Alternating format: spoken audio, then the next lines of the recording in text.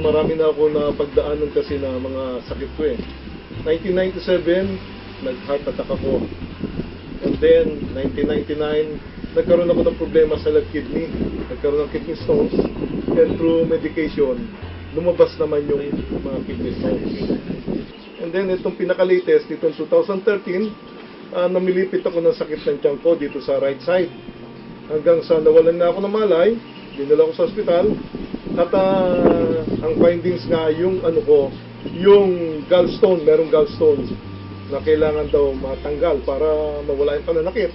Okay na nga yung yung inopera sa akin, pero yung palang kidney ko ay nagmamalfunction. Lumalabas na 22% na lang ang function ng kidney ko. Ayoko naman magpa-dialysis.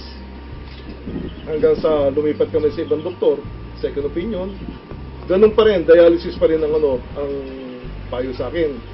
Ayoko talaga magpa-dialysis. Sabi ko, magwa-water therapy na lang ako kaysa magpa-dialysis. Unti-unti naramdaman ko para ako nauupos sa kandila, pahina ng pahina. Sa umaga, malakas. Pagdating ng tanghali, hihiga na ako dahil iba na ang pakiramdam ko eh. Nangihina ako, nilalagnat na. Ganun na nangyari sa akin noon. Araw-araw, ganun. Hanggang sa talagang nanghinang-hina na ako. Ibang-iba na ang pakiramdam ko. Iba na rin ang itsura ko. Sabi nga ng mga anak ko, Daddy, bakit kayo kulay gray na? Saka bloated na ako noon. Dumating naman sa amin noon si Tess Clanor. Nag-alok nga ng PICAP. Bumili ako kasi nakita ko nung maipaliwanag niya, nakita ko yung yung benefits. Tapos nung ginagamit na namin yung PICAP, sabi ko dito, bakit ayaw mo bang uminom dito? Sabi niya, ordinaryong tubig din lang naman yan. Ako naman nagwa-water therapy. Ayoko.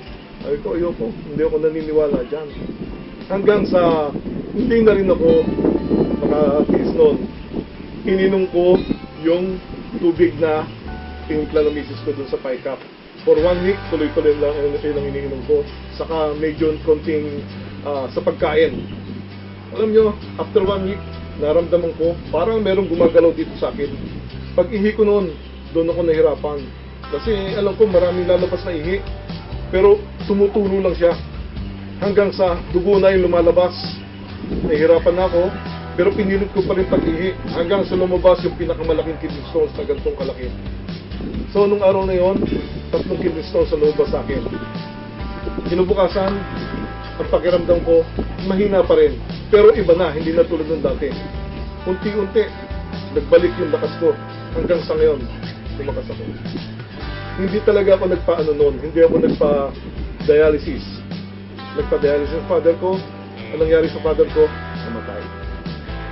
Ang mother-in-law ko, nagkaroon din ng problema sa kidney.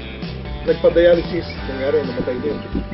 So, kung ako nagpa-dialysis, palagay ko ngayon, patay na rin ako. Ay, napakalaking bagay sa amin ng Long Beach. Talagang, sa ngayon, tuloy-tuloy pag inom ko ng tubig na galing sa PICAP.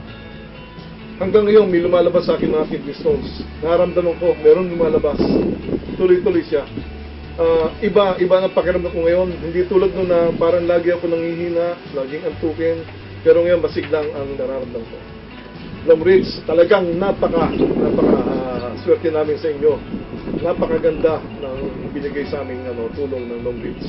Sa akin, sa kalusugan ko, gumaling ako, sa pamilya ko, sa misis ko, sa mga anak ko. Talagang sa ngayon, puro Long Ridge ang ginagamit namin. Hindi na kami nagpapadoktor ngayon. Ito na ang family doctor namin.